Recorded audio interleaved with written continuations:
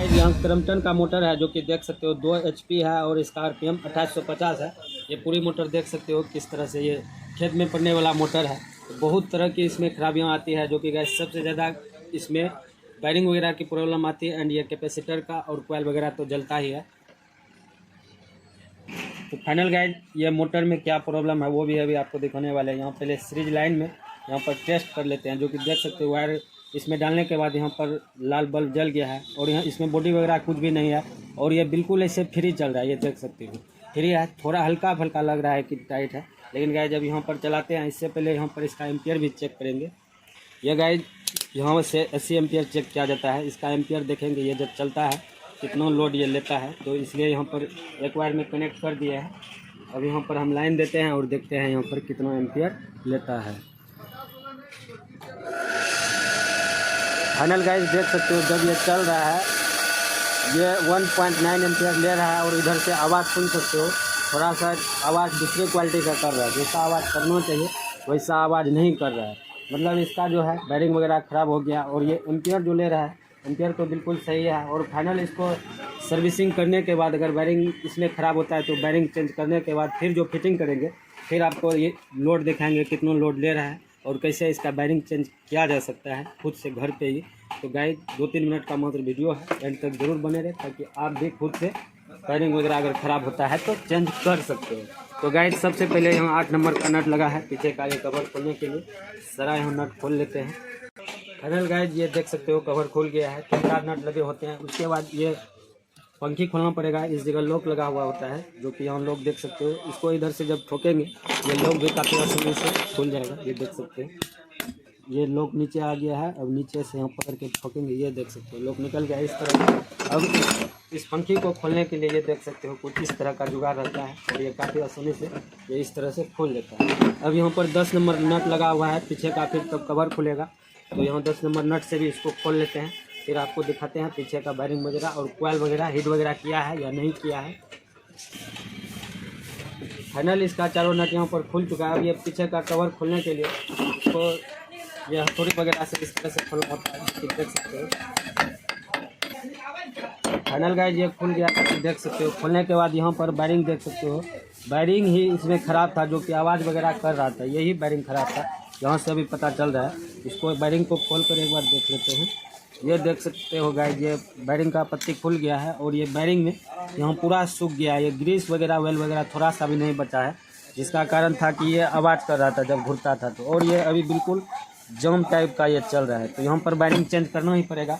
और गाइस यह अगर खुला है तो इसमें वार्निश करना बनता है, बहुत ज़रूरी होता है वार्निश करना, जो कि कोयल का लाइफ टाइम बढ़ा देता है। तो गाइस पीछे से भी चारों नट आगे से भी खोल लेते हैं, उसके बाद फिर दिखाते हैं कैसे इसका है और वार्निश वगैरह करेंगे, वायरिंग कैसे चेंज करेंगे यह भी जानेंगे।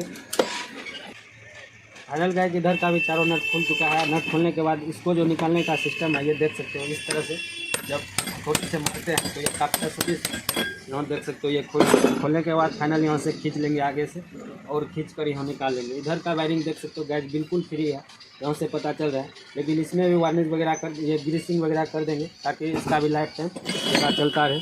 और गाइस ये कोयल देख सकते हो, कोयल तो हीट वगैरह यहाँ पर नहीं हुआ है अभी तक, बच गया है। और थोड़ा देर ये मोटर चलता तो शायद ये कोयल वगैरह जल सकता था, क्योंकि मोटर जाम चल रहा था और आवाज़ वगैरह बिल्कुल अजीब तरह का कर रहा था। इधर से भी कोयल वगैरह देख सकते हो बिल्कुल सही है। तो फाइनल हम इसमें पहले वार्निश कर देते हैं, उसके बाद इधर तब तक वायरिंग वगैरह लगाएंगे। फाइनल गाइस यहाँ पर वार्निश दे देते हैं, दोनों साइड से वार्निश देंगे। पहले ये लूक इधर से दे देते हैं, देख सकते हो नीचे कार्टून वगैरह रख दिए हैं ताकि वार्निश जो भी वेस्ट होगा नीचे न काउंटर पर जाए। तो गाइस देख सकते हो ये वार्निश इस तरह से दिया जाता है और धूप में इसको देना होता है सुखाने के लिए। हालांकि गाइस यहाँ हम ऐसे ही सुखा रहे हैं, 1-2 घंटा ऐसे छोड़ना पड़ेगा तभी ये कंप्लीट वार्निश सूखेगा यहाँ पर।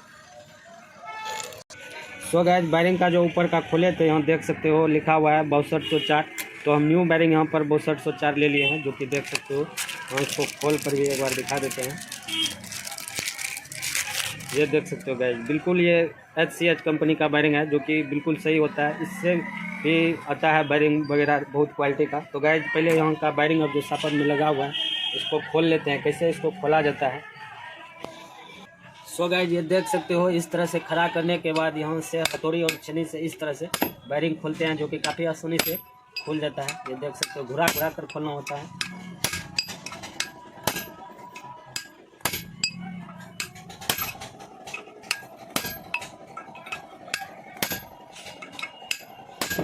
फाइनल गाइज यहाँ पर देख सकते हो अब ये इसमें ऑयल वगैरह थोड़ा सा दे दिया है जो कि काफ़ी आसानी से, ताकि ये खुल जाता है और ये खुल गया है बैरिंग। अब यहाँ हम न्यू बैरिंग ठोकने वाले हैं। फाइनल गाइज न्यू बैरिंग ठोकने से पहले यहाँ थोड़ा सा ग्रीस वगैरह दे देते हैं ताकि काफ़ी आसानी से इसके अंदर आ सके। और ये न्यू बैरिंग के ऊपर पहले पुराना बैरिंग रखते हैं ताकि ख़राब ना हो ठोकने में। उसके बाद इस तरह से सापट लगा कर ठोकते हैं जो कि काफ़ी आसानी से इसके अंदर आ जाता है। ये देख सकते हो थोड़ा सा और जाएगा, ये अपने जगह पे एडजस्ट हो गया और ये बिल्कुल फ्री है, थोड़ा सा भी ख़राब वगैरह नहीं हुआ है। और ये हैज वगैरह थोड़ा सा भी कोई प्रॉब्लम ठोकने में यहाँ पर नहीं हुआ।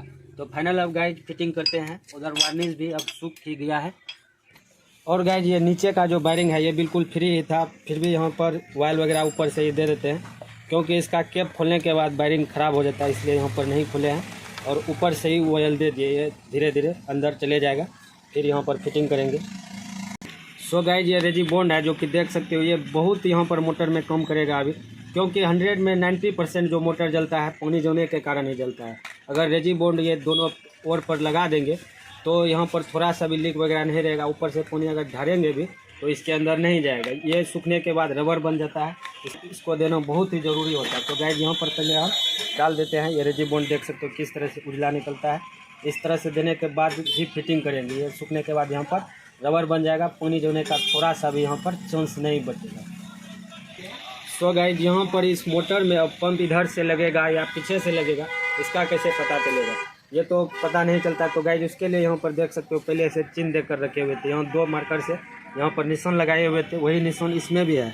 यहाँ देख सकते हो इस जगह निशान है, निशान के सामने निशान जाएगा और इधर से ही यहाँ पर फिटिंग होगा। इसलिए पहले से ही चिन्ह दिया जाता है जो कि बाद में कोई भी प्रॉब्लम फिटिंग करने के टाइम में नहीं होता है। तो यहाँ पर चारों नट पहले फुल टाइट कर लेते हैं, फिर पीछे का भी कवर वगैरह लगाएंगे।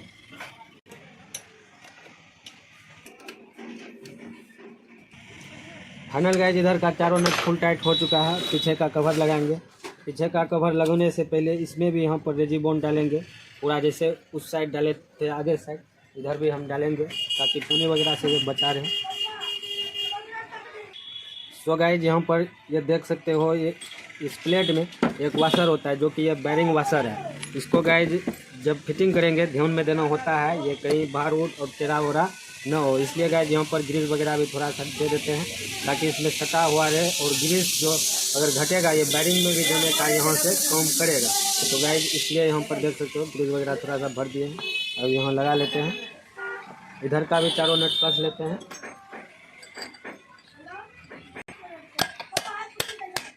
ये देख सकते हो गाइज काफ़ी आसानी से ये बैठ जाता है। अब यहाँ पर नट कसेंगे और फुल टाइट यहाँ पर हो जाएगा।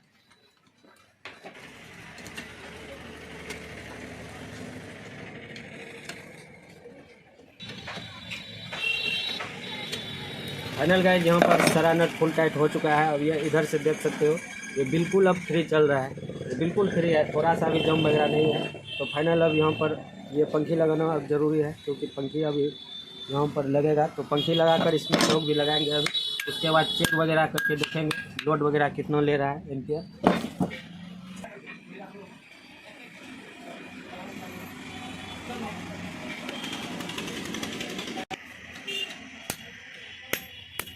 ये गाइड सेंटर देखकर यहाँ पर लगाना होता है जो कि लग गया।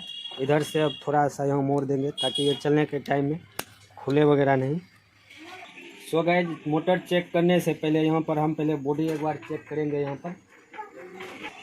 सो गाइड यहाँ पर पहले बॉडी चेक करेंगे। दो यहाँ पहले कहीं भी हम सटाएंगे बॉडी में, ये देख सकते हो बल्ब ग्लो कर रहा है, एक बॉडी पर ही रहने देंगे और यहाँ मोटर का वायर पे रख कर पहले चेक कर लेंगे। यहाँ बॉडी वगैरह थोड़ा सा भी नहीं है। अब यहाँ डायरेक्ट लाइन देकर मोटर को चेक करने वाले हैं चलता है या नहीं चलता, और लोड भी अभी चेक करेंगे।